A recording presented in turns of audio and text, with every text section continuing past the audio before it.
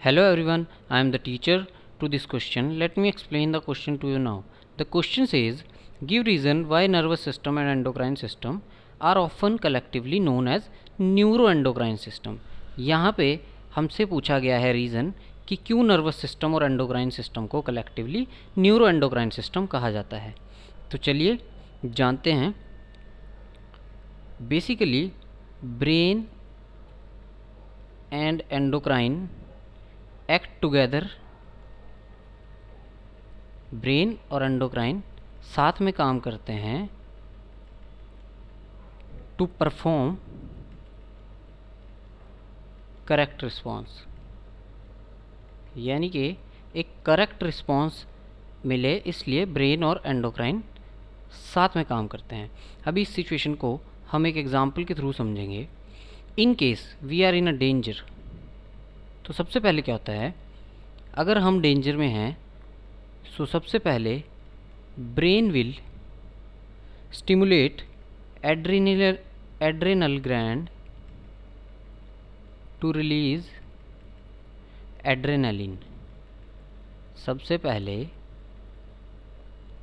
हमारा जो ब्रेन है वो एड्रेनल ग्लैंड को स्टिमुलेट करता है कि वो एड्रेनलिन प्रोड्यूस करे। और एड्रेनलिन प्रोड्यूस करने से क्या होता है, एड्रेनलिन की वजह से हमारी ब्लड सर्कुलेशन तेज हो जाती है,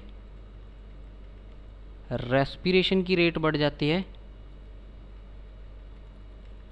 ये सारी चीज़ें फास्ट हो जाती हैं। और साथ में ये स्टिमुलेट करता है लीवर को to add more glucose into blood, glucose into blood.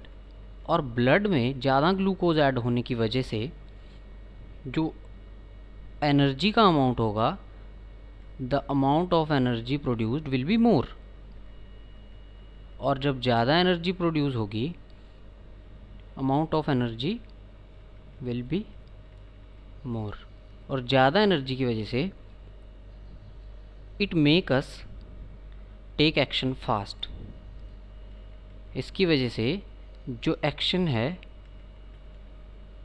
Action will be fast. तो यहाँ से हमें पता लगता है कि दोनों सिस्टम साथ में काम करते हैं, therefore they are known as neuroendocrine system. They are called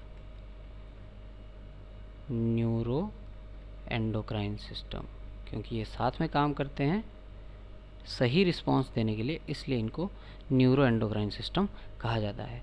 so that's all the explanation to this question. Thank you.